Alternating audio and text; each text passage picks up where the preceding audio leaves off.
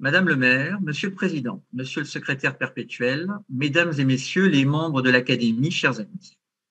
Surtout ne vous attendez pas à une communication traitant du druidisme en tant que religion. Je ne suis ni archéologue, ni spécialiste d'histoire antique. Mon champ de recherche concerne l'éducation et les sociabilités en histoire moderne et contemporaine. Il s'agit donc davantage d'appréhender un phénomène historique et social au travers d'un premier travail réalisé en Grande-Bretagne avant la pandémie de Covid, avec des éléments provenant d'archives de l'Ordre ancien des Druides, société autour de laquelle je bâtis mon propos que j'ai intitulé « Une sociabilité britannique de l'époque georgienne à nos jours, expression d'une conscience nationale, les Druides ». L'évocation de ce sujet nous amène dans l'Angleterre de la seconde moitié du XVIIIe siècle, époque où les villes manufacturières connaissent un afflux sans précédent de population venue des campagnes en quête de travail, voyant ainsi se mettre en place ce qui sera dénommé quelques décennies plus tard la révolution industrielle.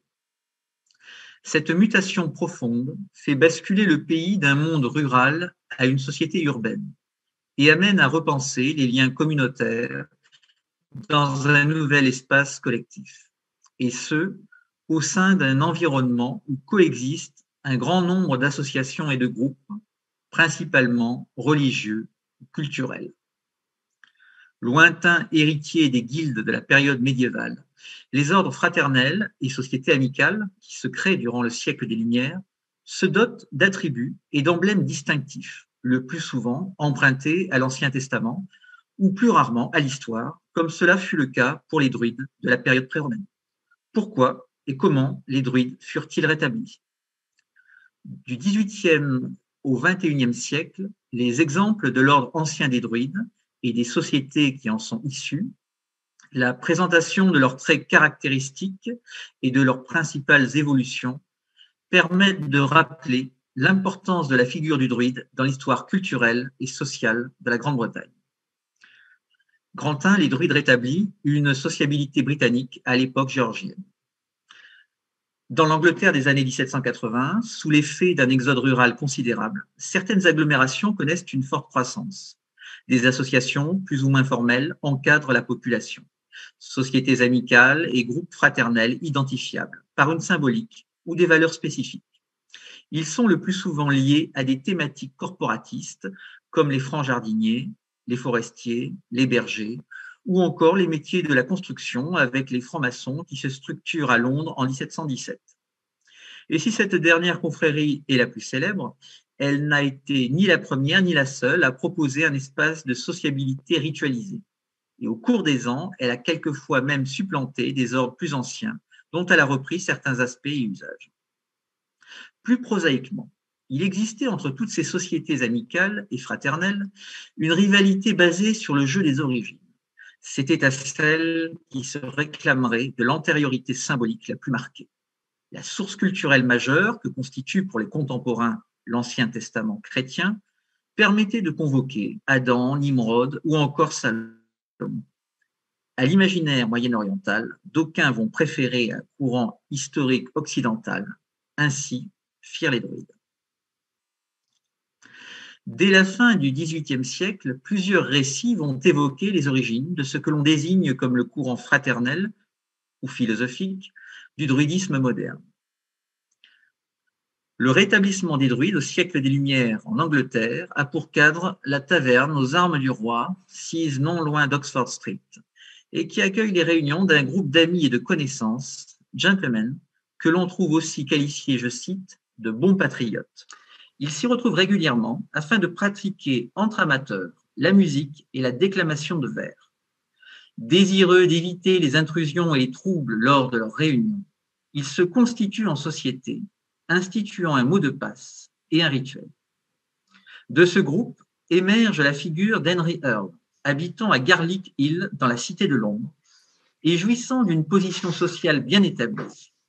Il est parfois désigné comme maître charpentier, arpenteur géomètre ou encore entrepreneur. On ne sait que peu de choses sur lui, sinon qu'il meurt en 1795. L'absence d'archives jette une ombre persistante sur la vie de ce fondateur des druides dont les origines sociales sont seules connues et traduisent une aisance matérielle certaine, puisqu'elles lui permettent d'acquitter les droits d'adhésion relativement élevés des sociétés amicales à la mode à cette époque. Il va attacher son nom à la fondation de ce nouvel ordre, bannissant, je cite, toute discussion à caractère profane ou religieux, mais offrant une dimension spirituelle. La particularité de l'ordre spirituel mis en place par ce groupe d'amis viendra de l'adoption d'un décorum puisant dans l'histoire païenne de la Grande-Bretagne pré-romaine, les druides. Cela à une époque où la société britannique se passionne pour les racines celtiques et l'histoire pré-chrétienne du pays. Comme nombre de leurs contemporains, Henry Earle et ses amis perçoivent les anciens druides comme, je les cite, une des sources de l'âme britannique, parce que détenteurs de la connaissance philosophique, artistique et médicinale, et en ce sens, en leur temps, facteurs d'amélioration pour l'humanité.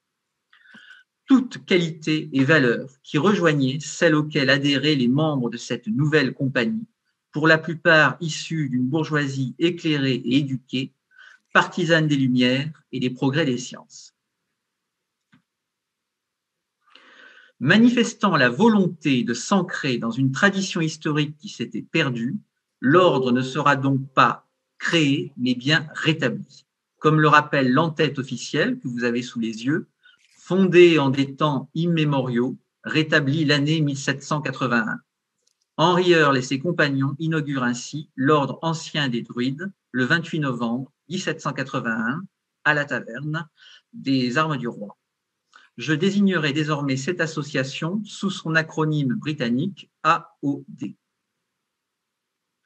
Vous avez sous les yeux la médaille commémorative du rétablissement des druides par l'AOD en 1781. À l'instar des autres ordres fraternels de son époque, l'AOD offre un espace de sociabilité exclusivement masculin, que l'on intègre par cooptation. Il faut être âgé de 21 ans au moins et être présenté par 2 parrains avant un vote statuant sur l'acceptation, qui permet ensuite d'être initié et de participer aux réunions. Le candidat doit pouvoir s'acquitter des droits d'entrée qui, sans être considérables, ne les rendent pas pour autant accessibles à toutes les classes sociales.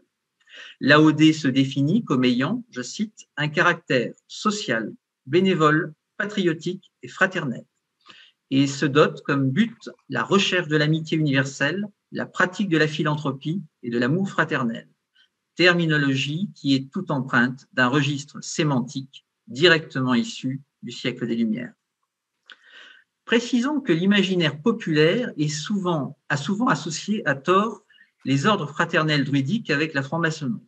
Dans les faits, la plupart des sociétés fraternelles britanniques organisées durant le XVIIIe siècle partageaient un même fond commun pour ce qui regarde l'organisation, la sémantique, les buts d'entraide, le recrutement par cooptation, etc. Or, parmi toutes ces sociétés, la prospérité et l'essor particulier de la franc-maçonnerie, bien au-delà des frontières de la Grande-Bretagne, a involontairement contribué à lui assigner certains termes et champs lexicaux qui ne lui étaient pas spécifiquement propres à l'origine. Ainsi, le mot loge, qui désigne initialement une salle utilisée par une confrérie ou une corporation, en est un très bon exemple. Au fil du temps, souvent par raccourci ou méconnaissance, toutes les sociétés partageant ces usages se trouvèrent peu ou prou qualifiées de maçonniques ou paramaçonniques, quand bien même ces ordres étaient distincts les uns des autres, tant par leurs histoires, leur symbolique ou encore leurs buts respectifs. La réunion type des druides rétablis se déroule sous forme d'une alternance de questions et de réponses sur la symbolique et la morale, entrecoupées par l'interprétation de pièces musicales, la déclamation de poésie ou bien encore la lecture de textes écrits par les membres. À l'issue de chaque réunion, l'hymne national est entonné et des toasts sont portés au roi ou à la reine, selon l'époque, et aux druides. Si les vertus des druides antiques sont célébrées, il y a un hiatus avec la dimension religieuse dont ces derniers étaient revêtus. Pour l'AOD, la question religieuse n'est pas posée car son propos est d'abord de donner un cadre historique et philosophique qui soit compatible avec un ordre fraternel. De plus, introduire une dimension religieuse druidique aurait été parfaitement impossible. celle-ci étant totalement abolie depuis des siècles et n'ayant laissé que des traces fugitives. Je cite: les druides des temps anciens, gens de lettres et de culture, ne confièrent à aucun écrit leur savoir et leurs secrets afin de les préserver du vulgaire. Pour cela, leur communication était uniquement orale et la plupart des informations en leur possession étaient conservées dans leur esprit et périrent avec leurs détenteurs. Cette page blanche concernant les croyances et pratiques religieuses des druides antiques arrangeait tout autant le courant philosophique que le courant religieux, parce qu'il y avait aussi un courant religieux druidique en Angleterre au XVIIIe siècle. Et Henry Earle et ses amis établirent donc une philosophie fraternelle, n'évoquant les druides que comme, je cite, de vénérables et philosophes prédécesseurs. Lorsque la dimension religieuse des druides est évoquée, c'est principalement au travers du prisme d'une caste de prêtres, je cite encore, qui tient sa légitimité de son savoir et des bienfaits qu'elle dispense à la communauté. Corollaire de tout cela, il est stipulé et rappelé avec force que toute conversation à caractère politique ou théologique est proscrite, afin de ne pas troubler l'harmonie des assemblées. Enfin, dans le contexte culturel de l'époque, cette spiritualité sans religion, en marge de l'anglicanisme, devait trouver un moyen de cheminer avec celui-ci. Seule la croyance en un être suprême fut demandée, posture qui pouvait satisfaire les membres anglicans autant que ceux qui inclinaient vers le déisme. L'attrait pour les druides, la redécouverte de glorieux ancêtres. L'intérêt, voire l'engouement de la société britannique pour les druides ne surgit pas de manière inopinée. Il est irrigué depuis le XVIIe siècle par un questionnement sur l'histoire pré-chrétienne du pays, nous l'avons dit. La réactivation culturelle des druides fait débuter plutôt le récit national, c'est-à-dire avant l'établissement des premières cités romaines, suivi quelques siècles plus tard par la christianisation et les fondations d'abbayes. Deux périodes qui, jusqu'au XVIIe siècle, pour l'histoire officielle, avaient mis fin à des temps qualifiés de barbares. Barbares pour les gens de l'époque, puisqu'ils n'avaient laissé aucune trace manuscrite et que leurs seuls vestiges architecturaux se limitaient, selon une représentation parfaitement erronée, à quelques sites mégalithiques comme Stonehenge. De plus, l'image du druide et ses déclinaisons prennent en compte les identités et les particularismes du Royaume-Uni, comme au Pays de Galles ou en Cornouailles. La figure populaire du druide est commune à l'ensemble de ces territoires. Et dès 1787, certains jetons de cuivre frappés par les sociétés minières locales s'ornent du profil d'un druide. Vous les avez sous les yeux représentés. Le courant fraternel du druidisme alimente cet engouement, mais se nourrit également d'une littérature fort prolixe sur le sujet. En 1794, Jacob Desmoulins publie une Antiqua Restaurata, présentation historique concise des anciens druides, ouvrage qui propose une continuité historique et religieuse entre les druides et les chrétiens en Grande-Bretagne. De même, des publications à destination du grand public relaient cette vision positive, que ce soit dans des livres destinés à la jeunesse, où le druide est le prétexte à un panorama des mœurs et des usages des nations anciennes, comme dans Les Voyages d'un druide britannique, publié en 1811, ou simplement comme effigie dédicatoire, à l'exemple du Dictionnaire anglais complet et universel, publié en 1813, dont vous avez ici une des pages, ouvrage dans lequel il est rappelé au lecteur qu'il faut apprendre à la manière d'un druide britannique, en détaillant les termes de l'art, la science et la compréhension générale en usage dans la littérature anglaise. De l'invasion romaine aux deux guerres mondiales du XXe siècle, la crainte du débarquement d'ennemis est une constante dans l'histoire de la Grande-Bretagne, puissance insulaire et maritime.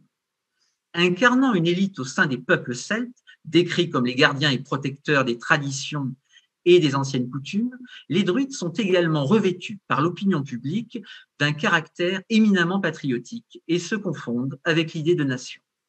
Aussi sont-ils fréquemment représentés comme des victimes des légions de Jules César, puis de celles de la conquête romaine, à l'exemple de la célèbre gravure du peintre Samuel Whale, diffusée dans Le Voyageur anglais en 1771, que vous avez sous vos yeux à gauche, ou bien toujours, un siècle plus tard, les druides vus comme les âmes de la résistance aux Romains dans l'Histoire populaire d'Angleterre, publiée en 1890. Sur l'image de droite, vous avez deux druides qui haranguent des guerriers celtes avec dans le fond de l'image un semblant de Stone Age. La symbolique est rassemblée, la scène se trouvant au milieu d'une forêt de chênes. De plus, au gré des gains territoriaux de l'Empire, les Britanniques se trouvent directement confrontés aux grandes civilisations moyen-orientales et orientales, Égypte, Perse, Inde, de sorte que les druides offrent une antériorité autochtone, bien avant les Romains et la période chrétienne, et apportent une forme d'équivalence chronologique et symbolique aux traditions philosophiques des différentes aires culturelles de l'Empire colonial britannique. Ainsi, les Indes honorent les brahmanes et les îles britanniques célèbrent leurs druides.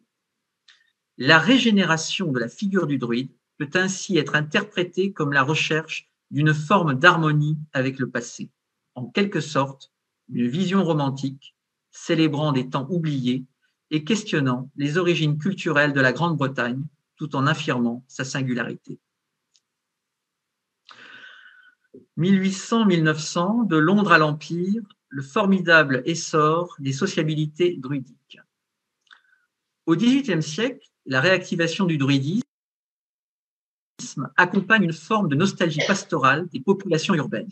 Face à des villes bruyantes, populeuses et violentes, métamorphosées par les innovations continues de l'industrie, s'exprime une forme de romantisme, célébrant une ruralité incarnant le calme, la beauté et la tradition. Pour des populations modestes, chassées des campagnes par la misère, en quête de travail et venant s'entasser dans les faubourgs des cités manufacturières, les ordres fraternels et sociétés amicales ayant choisi de se constituer sous le symbole du druide peuvent témoigner d'un désir de prolongation ou de reconstitution de formes communautaires villageoises qui s'estompent dans les zones urbaines. En 1783 à Londres, l'AOD fonde une deuxième loge. Et le succès venant, en 1800, elles sont 22, réparties majoritairement dans le sud de l'Angleterre, Bristol, Bath, Colchester, etc. Les premières loges druidiques sont essentiellement urbaines et constituent jusqu'aux années 1830 des espaces sociologiquement homogènes où se côtoient les membres d'une bourgeoisie éduquée se réunissant dans une taverne, étymologiquement le lieu où l'on vend à boire, ou bien dans un pub, c'est-à-dire la maison publique. Espace tantôt parfaitement identifiés, puisque leur nom reprend parfois le terme druide, comme Druid Inn, auberge du druide, ou espace partagé avec d'autres ordres ou sociétés, les forestiers, les bergers, etc. L'augmentation du nombre de membres impose des révisions régulières des statuts et la mise en place d'une grande loge de l'ordre ancien des druides. Mais le succès ne s'arrête pas là. Par le biais des émigrants, l'AOD va rapidement se diffuser dans les pays de la sphère culturelle anglo-saxonne.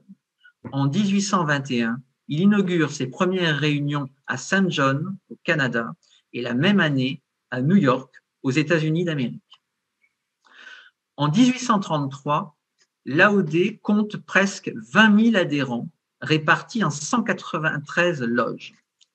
Mais des désaccords persistants se font plus marqués entre les membres, désirant perpétuer les valeurs traditionnelles de ce qui est d'abord un ordre fraternel, c'est-à-dire des rencontres entre gentlemen autour de l'expression musicale et poétique, ainsi que des pratiques ritualistes et cérémonielles, et ceux désirant basculer sur un modèle de société d'entraide, enregistré auprès du gouvernement et qui gère les fonds de ses bénéficiaires. Ce second courant, réformateur, remet aussi en cause l'image trop élitiste et intellectuelle des druides, son centralisme administratif et financier, et également une cooptation jugée trop rigoureuse. Toutes choses qui, selon les réformateurs, seraient des facteurs de dissuasion pour des candidats potentiels issus d'autres classes sociales, auxquels ils souhaitent davantage s'adresser. En résumé, une querelle classique entre les anciens et les modernes. La crise est vive et se termine par une scission brutale de l'AOD nommée la Grande Sécession. Un nouveau mouvement, l'Ordre ancien uni des druides, donc acronyme UAOD, dont je ferai usage à partir de maintenant, voit le jour et s'enregistre comme société de bénéfices mutuels, laissant à l'AOD son rôle historique d'ordre fraternel et philosophique. Les druides sont donc désormais partagés en deux mouvements. Au mi-temps du XIXe siècle, dans un pays métamorphosé par la révolution industrielle, les ordres fraternels et sociétés mutualistes se réclamant des druides comptent plusieurs dizaines de milliers de membres. Pour le seul UAOD, le registre des sociétés fraternelles britanniques de 1858 donne 14 800 membres en Grande-Bretagne et en Australie, 8 000 aux États-Unis et au Canada. Cette même année 1858, l'AOD connaît une nouvelle scission qui va donner naissance à un troisième mouvement, l'Ordre des druides, acronyme OD. Ordre qui va prospérer principalement dans les bassins ouvriers du sud-est de l'Angleterre ainsi qu'en Écosse.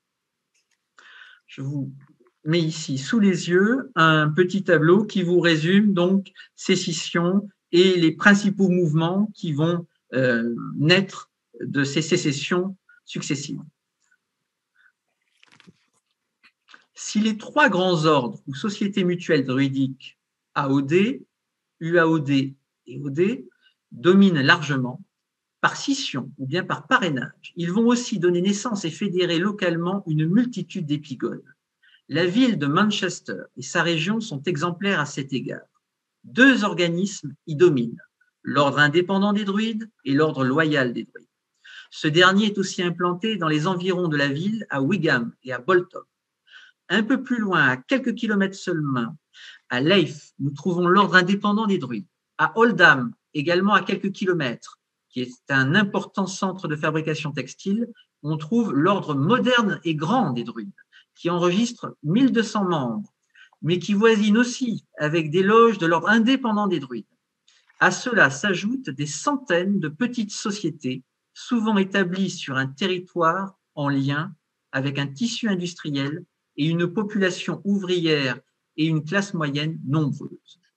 Voici quelques noms qui n'épuisent pas la liste fort longue des mouvements ayant existé.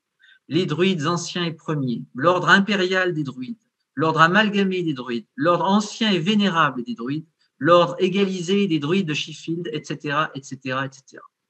Faute de travaux universitaires, cette sociabilité druidique des zones industrielles et manufacturières reste encore à explorer. Par-delà les mers, portés par les vagues successives des migrants quittant la métropole dans la seconde moitié du XIXe siècle, les ordres et sociétés druidiques se sont peu à peu établis dans des territoires lointains, Australie, Nouvelle-Zélande, Afrique du Sud, Caraïbes. La grande popularité dont ils jouissent témoigne du lien fort qu'ils créent entre les expatriés, exaltant l'histoire britannique, la nostalgie de la patrie absente et traduisant l'expression d'une conscience nationale s'incarnant dans l'Empire. Grand 4, les druides modernes. L'AOD est une sociabilité de gentlemen, ce qui, dans l'Angleterre géorgienne puis victorienne, n'est pas anodin, tant le système de classe sociale est empreint d'une forme de rigidité, voire d'étanchéité. Ainsi, comme c'est le cas pour d'autres ordres fraternels, l'appartenance aux druides représente indubitablement une forme de valorisation sociale, en être membre constituant un élément de respectabilité. À ses origines, le recrutement est relativement homogène et réunit une bourgeoisie libérale, Whig, professant des valeurs humanistes, comme le démontre l'accueil dans ses rangs de l'abolitionniste James Fox et ses amis. Oxford, célèbre cité universitaire dans laquelle est établie la loge Albion, l'une des plus anciennes et des plus prestigieuses de l'AOD, nous trouvons parmi ses membres un maire de la ville, Joseph Round, l'écrivain William Thackeray, le photographe Henry Toth, le pianiste Edgar G. Holton. Vous avez les portraits de certains de ces membres d'Oxford sous les yeux. Après 1833 et la scission de l'AOD en deux entités, les druides vont rapidement se caractériser par un recrutement plus composite, notamment à la faveur de la transformation de la Grande-Bretagne en atelier du monde. Le niveau de vie augmentant, dans les bassins industriels comme Birmingham, Manchester ou Sheffield, des classes plus modestes de la population peuvent prétendre y adhérer.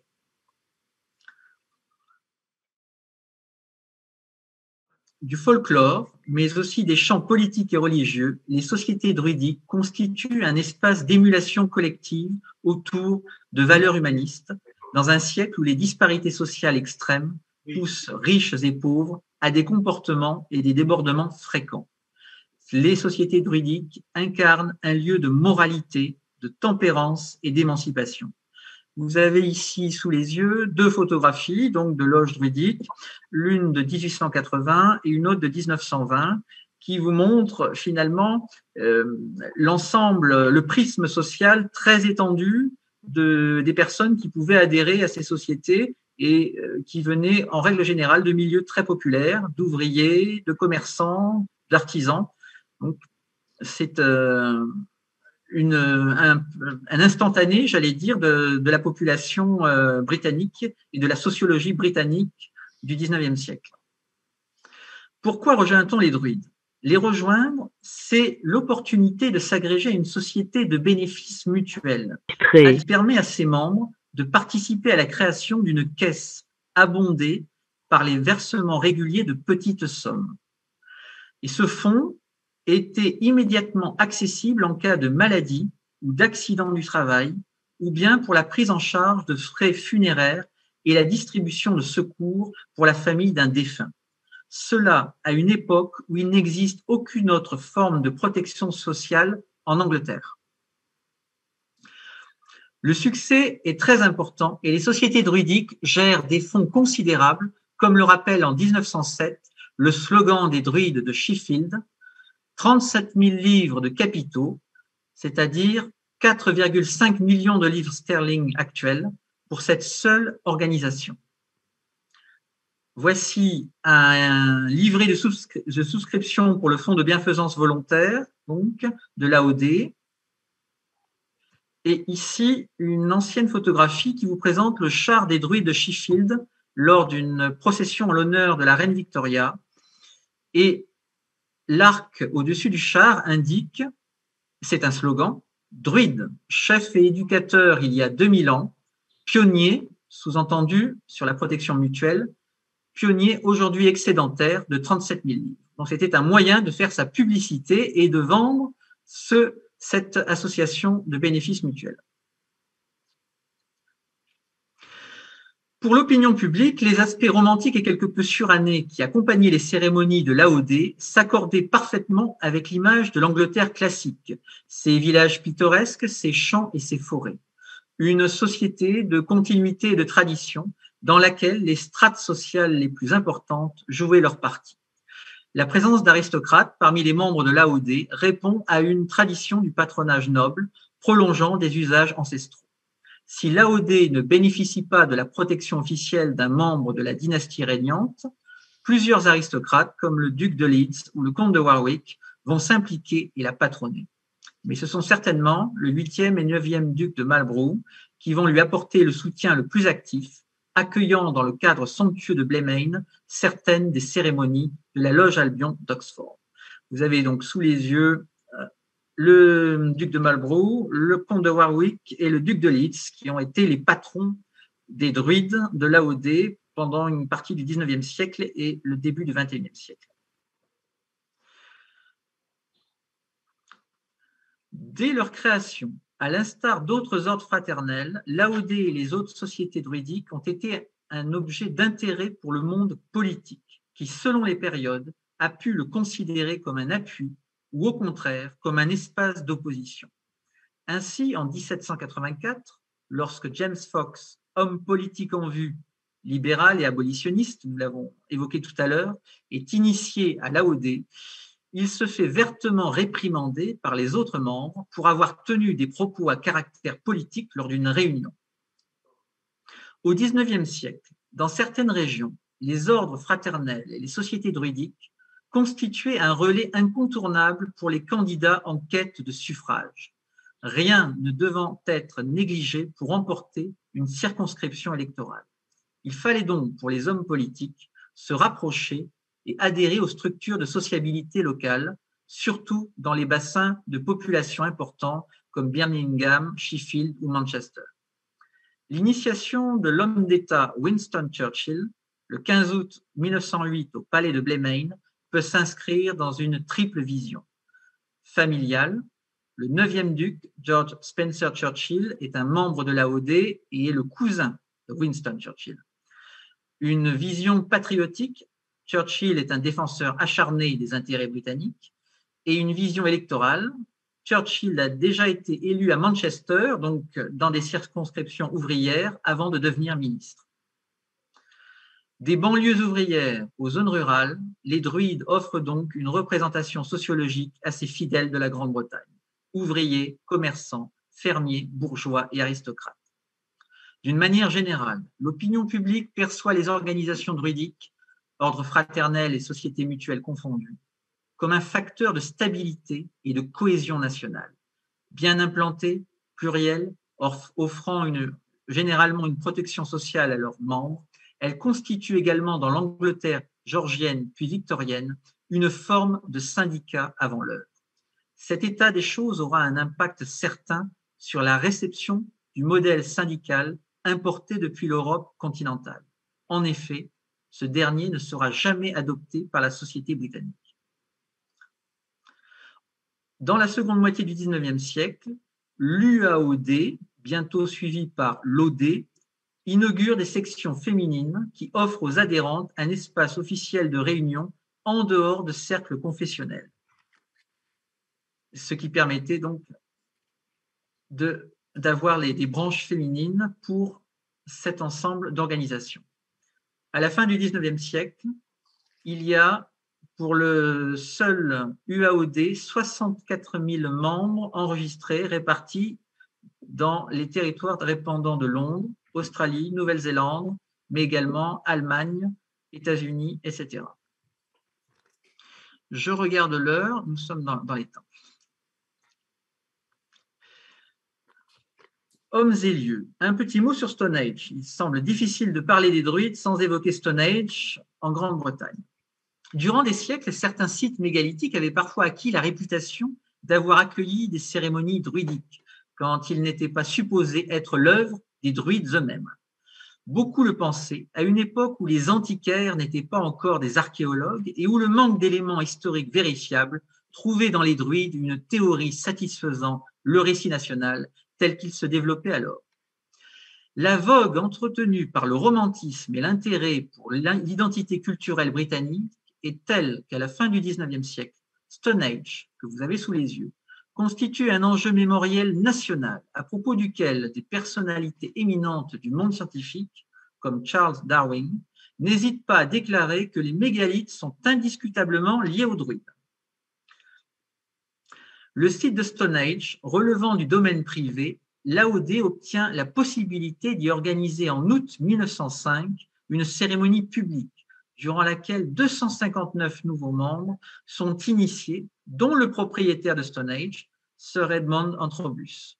Un des journalistes couvrant l'événement rapporte, je cite, « la grande solennité d'un enchaînement de cérémonies étranges et mystiques », et conclut que parce que publiques, ces cérémonies rencontrèrent un grand succès. De façon générale, les cérémonies druidiques à Stone Age sont évoquées sur un mode curieux et bienveillant, même si parfois percent une certaine forme d'ironie. Voici un des articles de journaux et l'illustration qui va avec. Mais cette prise en compte historique ne va que peu modifier la place prépondérante du célèbre site mégalithique dans l'univers fraternel ou religieux du druidisme moderne. Bien au contraire, sa dimension symbolique et patriotique va continuer à primer sur la véracité historique. Les ordres et sociétés druidiques s'accordant à considérer, non sans humour, que depuis la grande cérémonie publique de l'AOD en août 1905, le lien entre Stone Age et les druides était désormais historiquement parfaitement établi. Ainsi, pour la grande majorité de la société britannique, Des considérations esthétiques, culturelles et patriotiques trouvaient à s'incarner à Stone Age, fût-ce au prix d'arrangements avec l'histoire. Il s'agit réellement de la consécration de ce que l'historien français Pierre Nora nomme un lieu de mémoire, un site réinvesti par la communauté nationale et dans lequel elle place une forme d'émotion. J'en arrive à la dernière partie que j'ai intitulée « Déclin et permanence d'une sociabilité ». À la Belle Époque, sur l'ensemble de la planète, les mouvements fraternels druidiques se réorganisent sous l'égide du plus puissant d'entre eux, qui est l'UAOD, qui est présent sur l'ensemble des continents. Toutefois, l'idéal de paix et de fraternité incarné par les druides ne résiste pas aux accents guerriers. Et lors de l'entrée en guerre de la Grande-Bretagne en 1914, tous ordres et sociétés confondus, à travers l'Empire, les druides comptent plusieurs dizaines de milliers de leurs membres sous les drapeaux et constituent une caisse de résonance patriotique en faveur de la Triple Entente. Durant le conflit, et durant même les 2 conflits mondiaux, aux côtés de nombreux organismes charitables, l'AOD se distingue par la mise en place d'un système de collecte et de recyclage des papiers d'aluminium qui servent d'emballage aux cigarettes et aux denrées alimentaires comme le thé. Une fois vendus au poids du métal, les centaines de kilos d'aluminium ainsi récoltés permettent l'achat d'équipements pour les hôpitaux. Vous avez donc une photographie qui vous présente un centre de collecte de papier d'aluminium et également les insignes que portaient les collecteurs au revers de la boutonnière. Les druides sont également présents auprès des soldats convalescents ou mutilés, organisant pour eux des repas ou des concerts. Vous avez sous les yeux donc un programme d'activité en faveur des soldats blessés qui date de 1917, ainsi qu'une photographie montrant les soldats à l'hôpital. En 1918, à la fin des hostilités, les mouvements druidiques des pays belligérants, Afrique du Sud, Australie, Empire allemand, États-Unis d'Amérique, Grande-Bretagne, Nouvelle-Zélande, etc., comptent de nombreux morts ou disparus. Dans les années de deuil qui suivent les horreurs des tranchées, dans toute la Grande-Bretagne et l'Empire, des monuments et des plaques sont inaugurés à la mémoire des druides tombés au champ d'honneur. Vous avez sous les yeux un tableau d'honneur qui vient d'Australie et qui rappelle la liste des membres qui servirent leur roi et leur pays. Et en dessous, ils répondirent à l'appel et accomplirent avec noblesse leur devoir. L'épreuve de la guerre a une incidence sur les textes des druides, ces textes faisant l'objet d'un ajout de cérémonies commémoratives dont le contenu exalte, je cite, spécialement ceux qui sont morts pour leur pays.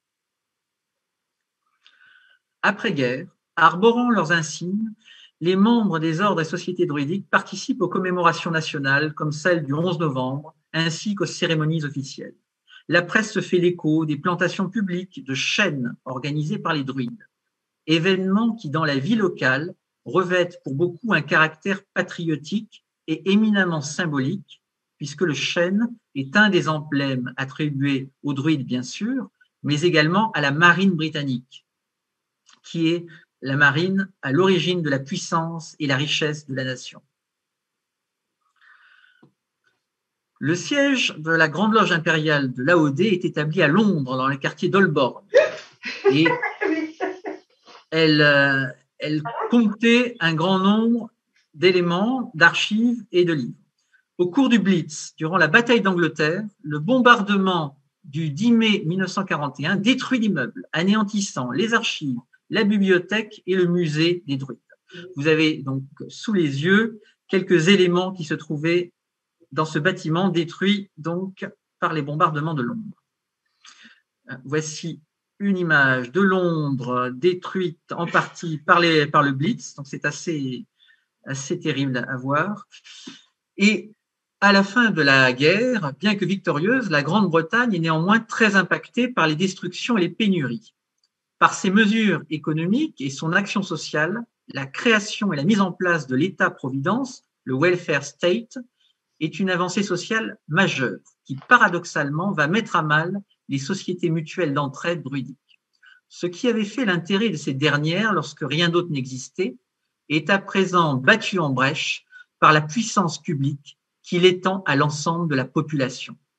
L'UAOD et l'OD sont les plus touchés. En quelques années, de 1945 à 1948, ces deux sociétés druidiques perdent des dizaines de milliers de membres. Des années 1960 aux années 1980, dans le contexte de crise économique qui frappe de plein fouet les zones traditionnellement acquises à cette forme de sociabilité, comme Coventry, Birmingham, Manchester, une seconde vague de recul affecte les ordres fraternels et les sociétés druidiques. L'éclatement des structures sociales traditionnelles fait perdre à ce type d'association de son attractivité. Moins lié à une corporation ou encore à un quartier, voire à un territoire, les nouvelles générations s'en détournent. Le mythe des ancêtres et les aspects ritueliques n'ont plus autant d'attrait face aux sollicitations de la société de consommation qui bouleverse le monde occidental. Alors que le 28 novembre 1981, l'Ordre ancien des Druides célèbre le 200e anniversaire de son rétablissement, les décennies 1980-2010 sont marquées par une poursuite du déclin des ordres fraternels et des sociétés mutuelles druidiques, qui, s'ils n'ont pas disparu, se sont souvent reconvertis en organismes mutualistes privés, se bornant à gérer les fonds de leurs adhérents. De fait, le rapprochement avec les compagnies d'assurance, quand ce n'est pas l'absorption pure et simple par ces dernières, a accéléré la disparition des sociabilités druidiques dans l'espace public britannique. Un cas exemplaire est celui des druides indépendants égalisés de Sheffield, fondés en 1892 et qui furent l'une des sociétés les plus actives et les plus prospères en Grande-Bretagne. Réunions et cérémonies ont depuis longtemps cessé lorsqu'elles changent de nom une première fois en 2002 pour devenir la Société amicale des druides indépendants, puis une seconde fois en 2005 où elle s'intitule désormais Société amicale et mutuelle de Sheffield. Le nom druide disparaît complètement. Pour les Britanniques, la perception de la figure du druide n'est plus patriotique. Elle glisse lentement vers une sorte de marginalité culturelle et sociale qui accompagne la mondialisation des modes de pensée. Depuis les années 1990, l'essor des réseaux sociaux a accentué la diffusion du druide comme une figure strictement religieuse, réactivant au passage des stéréotypes touchant parfois à la caricature, auxquels viennent s'amalgamer les modes du temps, développement personnel, méditation, chamanisme ou encore magie. Le grand public a peu à peu assimilé ce nouveau courant qui ramène la figure des druides à la seule proposition religieuse.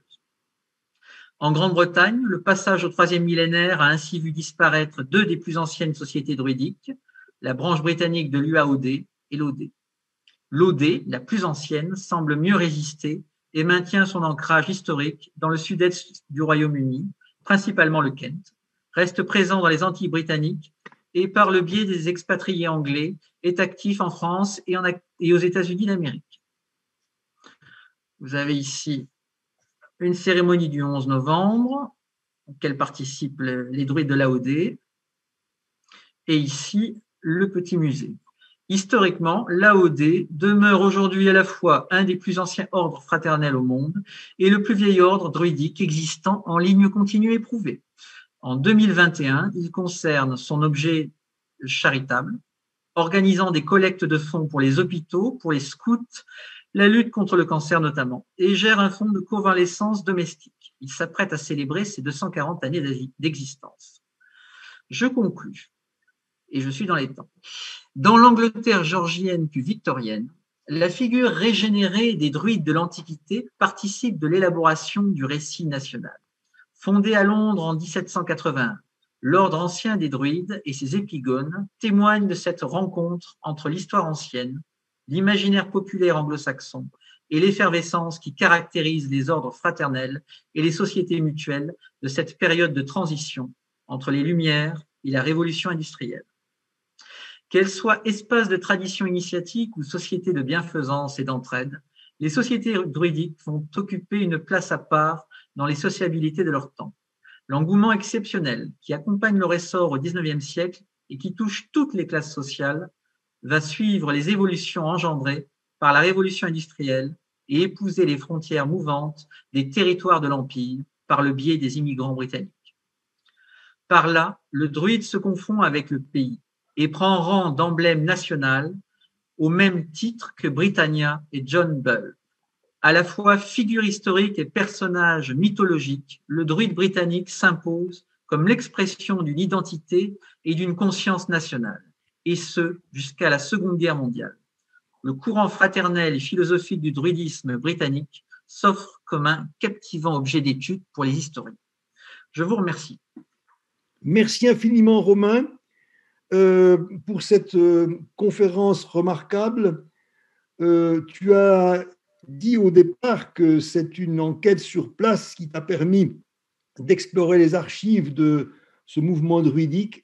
Et évidemment, je voudrais souligner le caractère tout à fait inédit, novateur de cette conférence, et nous serons très honorés, évidemment, de la publier.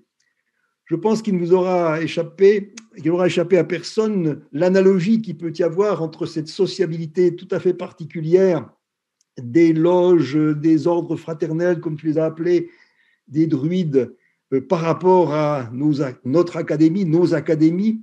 Alors évidemment, nous n'avons pas, semble-t-il, à moins qu'on puisse le trouver, un mythe fondateur analogue aux loges druidiques, mais en tout cas, c'est tout à fait intéressant d'avoir vu comment toute la Grande-Bretagne moderne, contemporaine, est même présente, puisque encore aujourd'hui affleurent des conséquences de cette sociabilité, combien effectivement un pays comme la Grande-Bretagne a été façonné par ces loges fraternelles qui ont été des lieux d'élaboration du récit national, permis une conscience nationale de s'exprimer. Merci infiniment, Romain.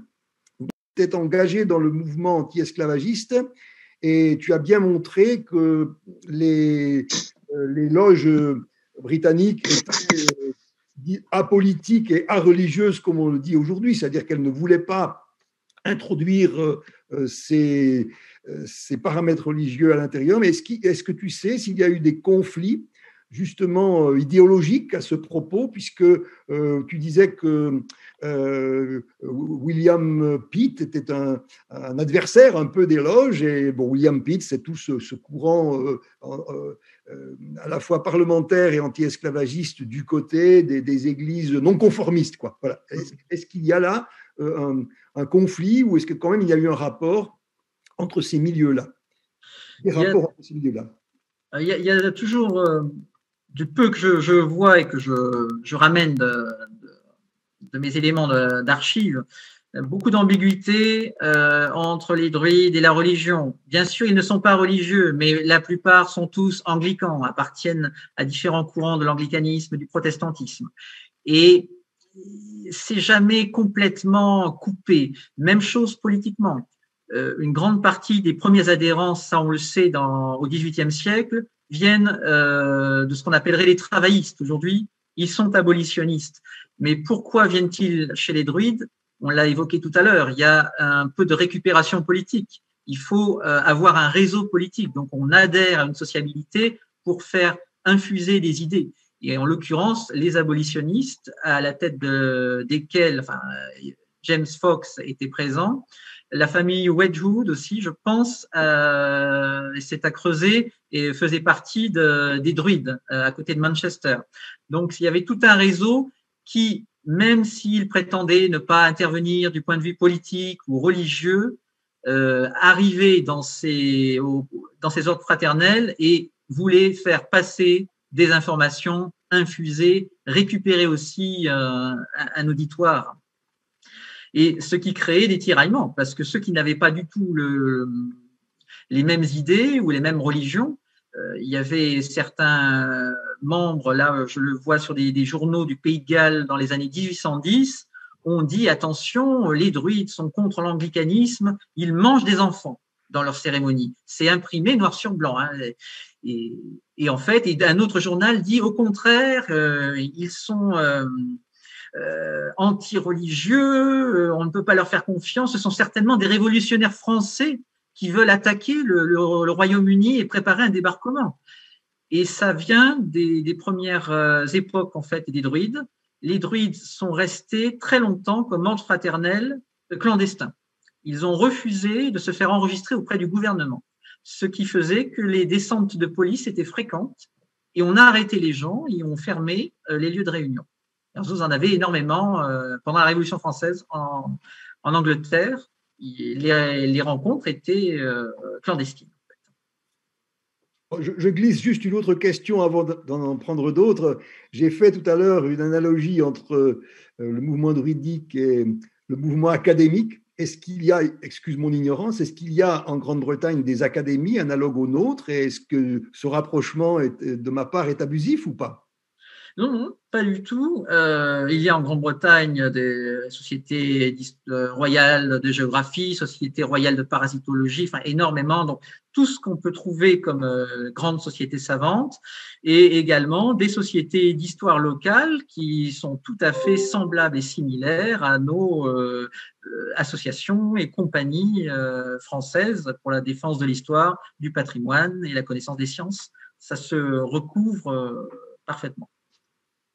Merci. Alors, d'autres questions. Il me semblait qu'Emmanuel Vigneron aurait voulu intervenir. Alors, est-ce que j'ai bien perçu Un grand remerciement à M. Daudet pour l'excellence de sa communication qui était très informative et en même temps très bien construite et tout à fait instructive parce que c'est un sujet qu'on ne connaît pas. En France, il est un petit peu connu et j'avais deux questions à lui poser. La première, c'est sur les effectifs.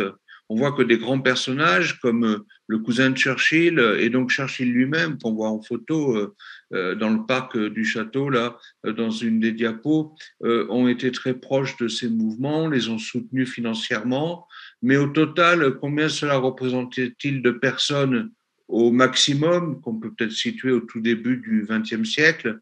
Et aujourd'hui, il y a combien de personnes actives dans les mouvements druidiques? Donc, un peu des informations quantitatives qui pourraient nourrir notre connaissance. Et puis ensuite, en France, il me semble, pour avoir ici chez moi ou avoir vu enfant des gravures dans des ouvrages du Second Empire avec l'histoire des Gaulois, par exemple, Victor Duruy, d'avoir vu des gravures de druides. Et donc en France aussi, ce mouvement, cet attrait pour les druides a existé dans la deuxième moitié du 19e siècle. Par exemple, le manuel d'archéologie d'Eschelette, un grand livre du Second Empire, contient des illustrations avec des druides. Bref, y a-t-il eu, et en France par ailleurs, c'est dans l'Ouest français, donc quand même un peu la zone des druides, que s'est développé à Nantes, à La Rochelle, à Rennes, que c'est vraiment développé. C'est pas le seul endroit, mais quand même là, beaucoup.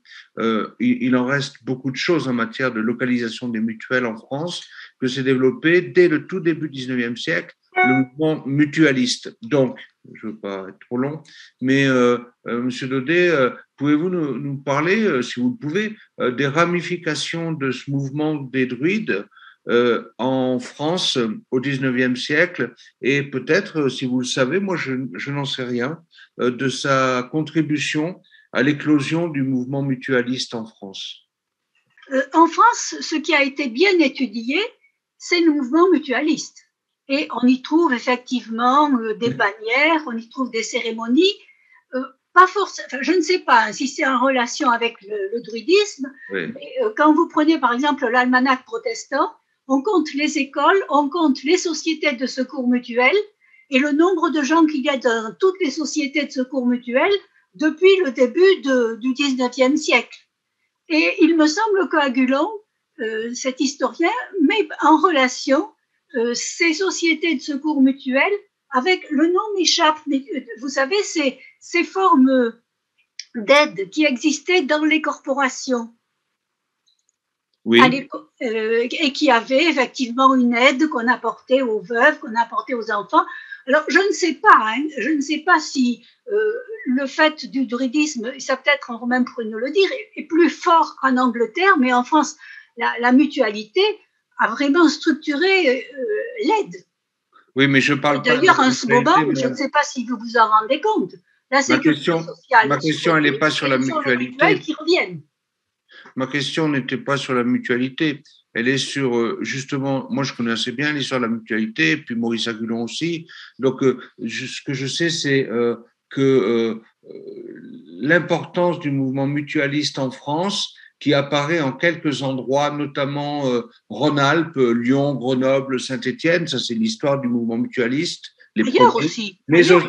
Pardon? Ailleurs aussi, vous le trouvez, moi je pense ça s'appelle l'annuaire de Prat, je crois. Vous avez un compte des écoles et vous avez un compte des sociétés mutuelles dans tous les villages qui sont des villages protestants. Oui. Évidemment, le protestantisme n'y est pas pour rien, mais ça ne veut pas dire qu'il n'y en a pas ailleurs.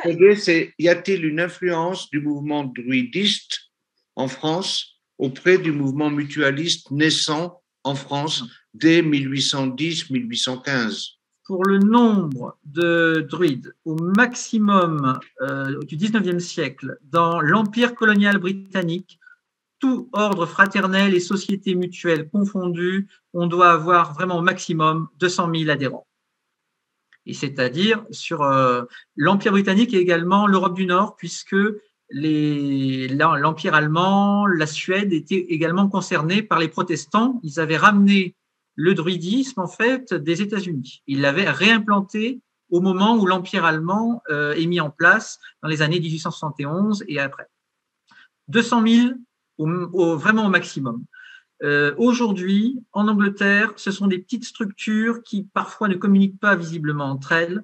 Je pense qu'il doit y avoir quelques centaines et grand maximum quelques centaines de membres, un petit peu dans les Antilles britanniques, un petit peu aux États-Unis, mais pour l'AOD en tout cas, et d'après les quelques papiers auxquels j'ai pu avoir accès, je n'ai eu accès qu'à des documents d'archives et pas du tout à des documents contemporains sur les tenants et les aboutissants. Ils sont très, très méfiants là-dessus. Donc ça, c'est pour le nombre. Pour les druides en eux-mêmes, avec la question française, le lien entre les druides britanniques peut-être et les druides français, il n'y a pas de lien entre les mouvements fraternels druidiques et la France. Au XIXe siècle, on est vraiment dans deux choses très opposées. Visiblement en France, dans la région de la Bretagne et dans toute cette partie du territoire, on est sur une dimension religieuse. On veut recréer du celtisme religieux, des cérémonies, du rituel, et ça ne les intéresse pas du tout d'avoir une espèce de club finalement où on parle un peu des Lumières, on parle de John Locke, on parle de Darwin, enfin c'est deux visions très différentes. Et donc je pense que là, le lien se fait peut-être avec le Pays de Galles. Au Pays de Galles, on a ce mouvement indépendantiste très fort qui va s'incarner dans un druidisme, la Gorsedd notamment, qui est religieux. Et les Bretons, il y a des Bretons qui vont venir au Pays de Galles au XIXe siècle et qui vont récupérer cette association et l'implanter en Bretagne. C'est là le lien qui se fait et ça va être uniquement à caractère religieux et nationaliste, puisque c'est encore une association qui existe, la Gorsedd, et il faut parler breton pour en faire partie. Sinon, vous ne pouvez pas être druide de cette association. Enfin, pour tout ce qui concerne la mutualité, ce sont deux mouvements parallèles. En Angleterre, vous avez donc la mise en place par les druides, par les forestiers, par d'autres associations de ces sociétés de secours mutuels au XIXe siècle, parce que rien n'existe. Mais ça se fait dans un contexte un peu laïque. Ce n'est pas l'Église d'Angleterre qui va encourager ce type d'association. Contrairement à la France, où le poids de l'Église catholique et des églises protestantes faisait, surtout au XIXe siècle, dans le contexte politique assez virulent qui était celui qu'on connaît, les églises et l'Église catholique, toutes puissantes, je pense à la Mayenne, à la Vendée, ont créé les sociétés mutuelles et bien entendu, il était hors de question qu'une société se crée sans l'aval de ce qu'on appelait le château et la cure. À l'époque, le château et le presbytère. C'était ça, la Mayenne, la Bretagne, et tout était catholique. On parlait de druides qui étaient vus comme d'affreux païens, c'était, à mon avis, dans ces zones-là, impensable. Après, il y avait à l'opposé de l'échiquier politique, les sociétés ouvrières en France, qui rapidement socialistes, puis influencées par le marxiste, qui vont se mettre en place dans certaines zones, j'allais dire manufacturières, mais contrairement à l'Angleterre, on n'avait pas je pense, de grandes zones manufacturières comme c'était le cas en Angleterre avec la révolution industrielle. On est quand même un pays agricole, rural en France, et c'est vrai que les sociétés de secours mutuels, en règle générale, au XIXe siècle, étaient majoritairement sur la France rurale, la France agricole. Voilà. Donc, aucun lien, d'après ce que je vois, et je me trompe, hein, peut-être, je sais peu de choses là-dessus, et entre les druides britanniques et les sociétés mutuelles en France au XIXe siècle, c'est deux univers très différents. Il y a l'Église catholique d'un côté et la liberté de conscience protestante de l'autre. Et je pense que c'est vraiment deux univers. Mon père était secrétaire de la Société de secours mutuel d'Olas. C'est pour dire que ces structures étaient très, très petites. Oui. Ah oui. Il y en a jusqu'à 20 000 en France au XIXe siècle de sociétés de secours. C'est ça. 20 000 pour toute la France. C'est monstrueux. Il y en a partout. C'est la même Molière à Aulas, comme ailleurs en France.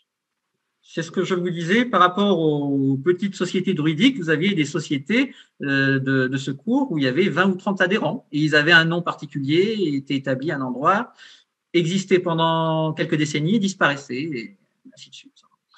Est-ce que je peux poser une question directement sur la famille Wedgwood? Oui. Tu viens de nous citer le nom il y a un instant et qui m'intéresse beaucoup parce que Wedgwood, c'est une des plus grandes manufactures de porcelaine au monde. Est-ce que cette famille-là est liée à la manufacture ou voilà? Absolument. Alors, les Wedgwood sont des entrepreneurs anglais des environs de Manchester. Il y a eu plusieurs branches de la famille. Et deux des branches ont mis au point des techniques de pâte tendre et de tout ce qui est de cuisson de poterie excessivement célèbre. Donc, il y avait deux branches de Wedgwood qui se sont réunies à la fin du XIXe siècle. La manufacture est refondée. Et l'une des branches la plus célèbre est celle de Josiah Wedgwood, qui fabriquait ces fonds bleus avec ces figures blanches. Et c'était un personnage fort riche, très connu, très ancré à gauche pour l'époque. C'était ce qu'on appellerait un grand patron de gauche, très paternaliste bien sûr, et très proche des abolitionnistes. C'est lui qui a créé le fameux médaillon avec l'esclave noir qui est à genoux et ce petit message qui dit « Ne suis-je pas aussi un frère ?» et qui est très célèbre et qui se vendait comme un élément de propagande pour lutter contre l'esclavagisme. Donc, y a-t-il un lien avec les loges maçonniques? J'avais la même question. Alors, officiellement, par rapport aux entretiens que j'ai eus avec les Britanniques, ils n'ont aucun lien, ils sont distincts et même se méfient un peu parce que ils sont, comment dirais-je, pas sur une ligne concurrentielle, mais chacun a son histoire, ils tiennent vraiment à se différencier les uns des autres. Donc c'est quelque chose. Mais dans un des livres qu'un universitaire a donné sur les ordres fraternels que j'ai utilisé au XVIIIe siècle en Angleterre, le grand musée de la franc-maçonnerie en Angleterre à Londres a une section consacrée à tous ces petits ordres fraternels.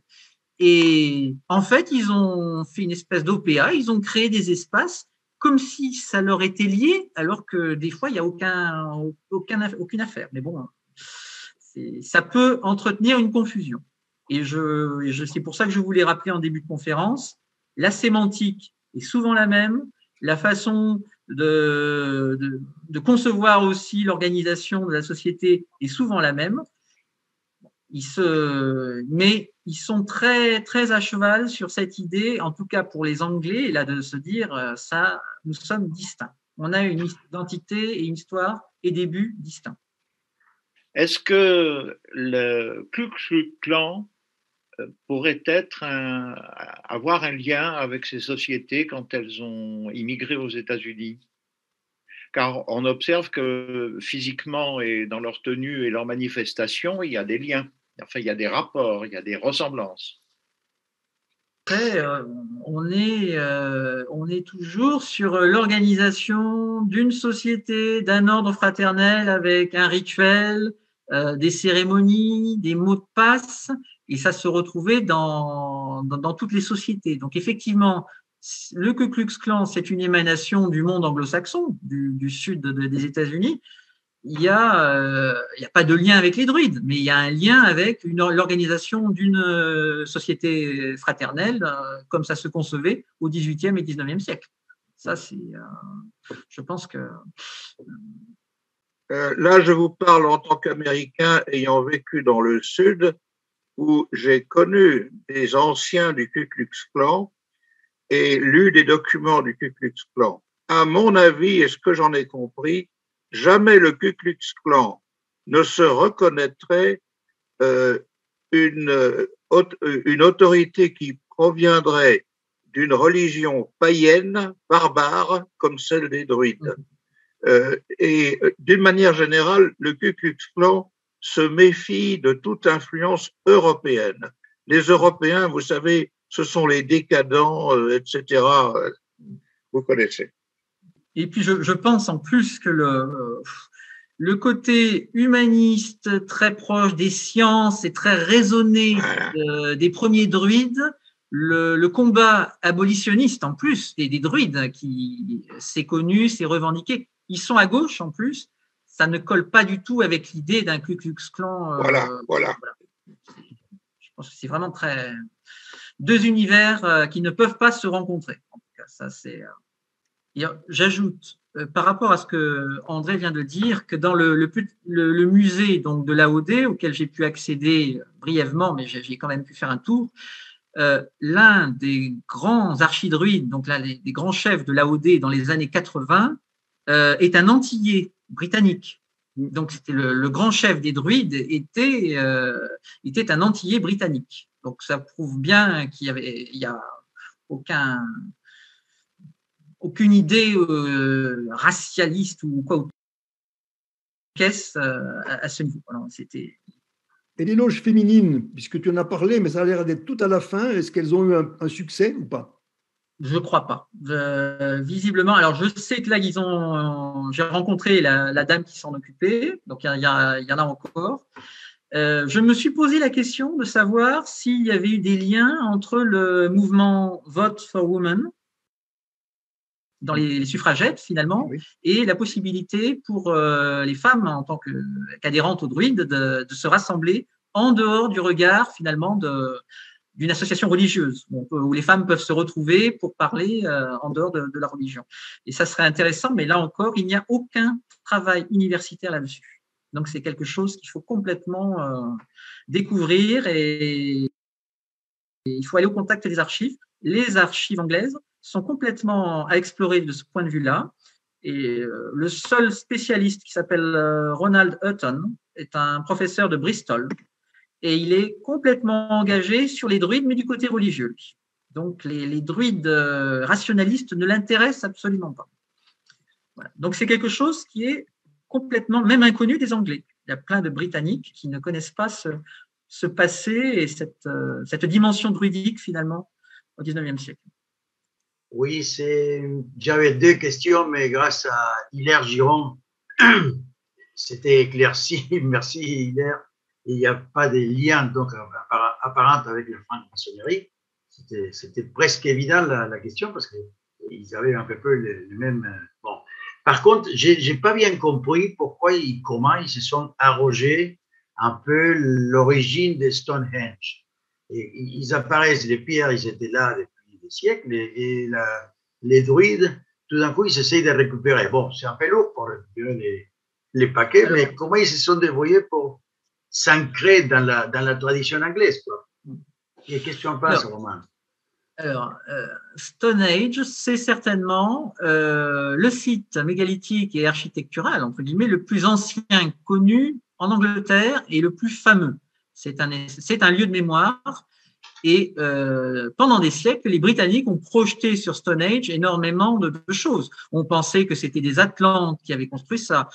Certains protestants, certaines sectes protestantes même pensaient que c'était une des tribus d'Israël qui avait débarqué sur l'île de Bretagne et qui avait construit le début d'un temple. Et c'était très sérieux.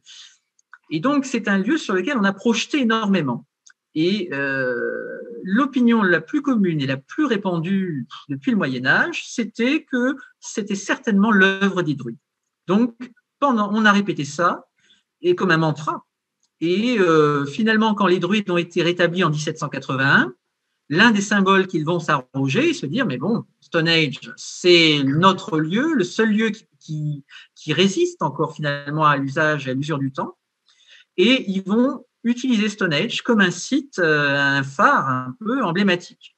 Or, c'est dit, c'est su, Stone Age n'a rien à voir avec les druides, mais pour s'amuser, parce que ce sont des Anglais et qu'ils ont beaucoup d'humour, ils vont organiser en 1905, dans c'est un peu une cérémonie de communication auprès de la presse et du grand public. On fait une cérémonie publique à Stone Age, et après on dit, haha, vous voyez, eh bien, historiquement, le lien est fait, il n'y a pas à y revenir et tout est normal.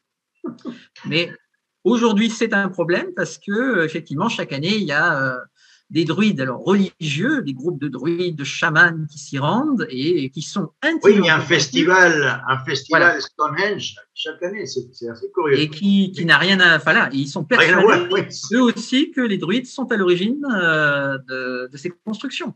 Mais ça n'existait même pas, les druides à l'époque, non? Non. Ça fait 3 ou 4 000 ans, c'est même pas. Voilà, et les druides sont venus après. Donc, c'est une OPA collective, c'est un lieu de mémoire. Voilà comment on fabrique un lieu de mémoire, en répétant des choses et en projetant aussi des choses sur l'imaginaire populaire, à projeter l'image du druide là-bas. Parce qu'il fallait une maison. Ce qu'on appelait, à un moment donné, on appelait ça la post-vérité, non? Fake news, comment on l'appelle aujourd'hui, mais ça existait depuis la nuit des temps. Apparemment. Voilà. C'est au-delà d'une fake news quand même, mais c'est un lieu de mémoire britannique. Et on ne peut pas aller contre l'imaginaire collectif. Et c'en est la preuve. Même en leur disant ça n'a rien à voir avec les druides, les gens aujourd'hui vous soutiennent et continuent de vous soutenir, mordicus. Mais j'ai eu accès à des petits journaux internes des druides dans les années 1900. Certains qui sont historiens et universitaires disent Stone Age et les druides, c'est du conte de fées. C'est écrit noir sur blanc. Ils le savaient, mais ils en jouaient également. Juste une question, c'est intéressant de voir que ce groupement-là et ces groupements-là, c'est un processus classique, sont très attachés à l'ancestralisation, au fond, de leur un plus est ancien, meilleur c'est. Or, tu as montré qu'à la fin, aujourd'hui, on a complètement rompu avec ce processus d'identification. Alors, c'est vrai que ta conférence est tout à fait actuelle, nous pose de vraies questions sur à quoi nous identifions-nous aujourd'hui? Quels sont nos mythes alors fondateurs? Même s'ils ne sont pas en arrière, où sont-ils? Est-ce que là-dessus, tu peux dire quelque chose?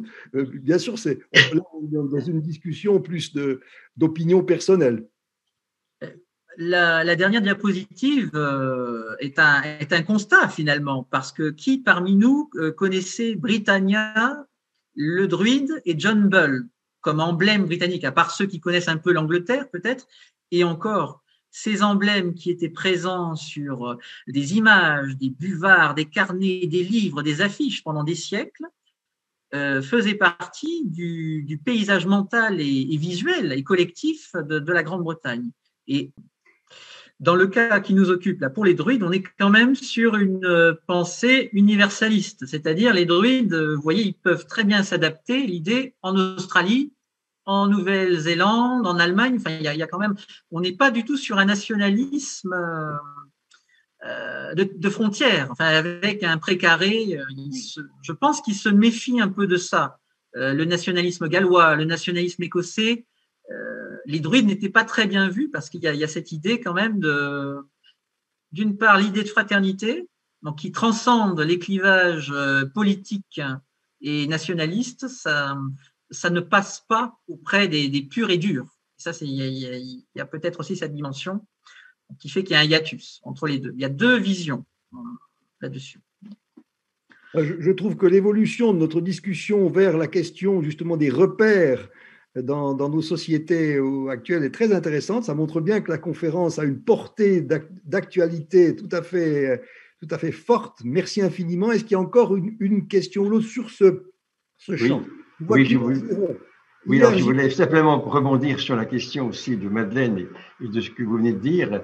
Effectivement, la question de trouver une trace historique, comme l'ont fait donc cette société sur les druides, c'est le problème du storytelling, c'est-à-dire ou de nos ancêtres les Gaulois, c'est qu'on prend quelque chose historiquement et puis on sert à mettre en perspective les événements pour dire voilà où nous en sommes aujourd'hui grâce à ça. Et c'est là la question extrêmement difficile sur le plan de la rigueur scientifique dans l'histoire, c'est que comment peut-on être objectif dans l'histoire puisqu'on reconstitue finalement à partir de l'endroit où l'on est le maillage des événements qui conduisent précisément à l'endroit où l'on est. Et donc, ce n'est pas une histoire objective. C'est là où c'est extrêmement compliqué d'avoir une rigueur scientifique en histoire. À mon avis, l'histoire est bien plus compliquée à garder une rigueur scientifique que les sciences expérimentales.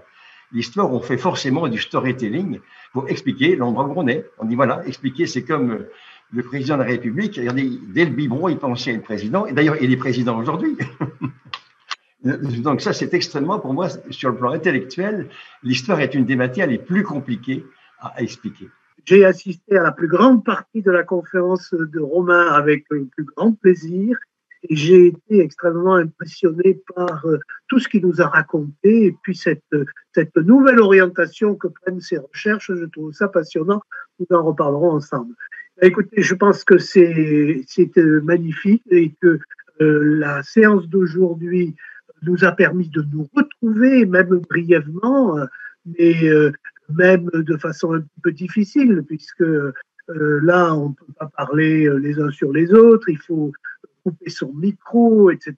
Mais ça a été quand même extrêmement riche et fructueux, et je suis absolument convaincu que nous sommes tous d'accord pour poursuivre cette modalité dégradée, comme on dirait dans l'administration, de fonctionnement de l'académie, tant que la situation sanitaire nous empêche de nous réunir dans la salle du conseil municipal du Vigan.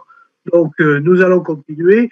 Alors, personnellement, je suis assez favorable au fait qu'on continue sur une conférence. Je pense que 2, ça va être un petit peu plus difficile à gérer. Mais ça, je crois qu'il faut en parler il faudra en discuter avec notre ami Claude Balny, qu'il faut remercier parce que je pense que il a supporté le poids de l'organisation technique et c'est pas toujours évident. Vous l'avez vérifié vous-même, qu'on est connecté, on n'est pas connecté, ça coupe, ça recoupe, ça revient. C'est assez difficile. Ce qui a été rappelé dans le mail précédent, que la conférence de Romain, vous pourrez la voir et l'entendre sur le site de l'Académie des Hauts-Cantons d'ici une semaine, le temps que Claude fasse le montage technique nécessaire. Effectivement, je le remercie après le président. De même, je remercie Madame le maire de nous avoir accueillis et d'être resté avec nous.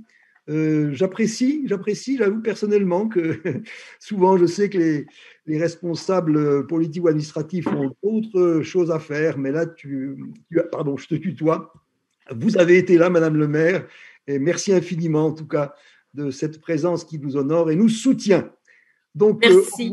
Au revoir à tous et à toutes. Bon dimanche, bonne semaine, bon mois. Et donc, comme le disait Jean-Pierre il y a un instant, nous nous retrouverons le premier samedi du mois de mars. Vous aurez les informations nécessaires dans le courant du mois. Au revoir. Merci Jean-François, merci. Au revoir à tous. Merci à Romain. Merci à tous.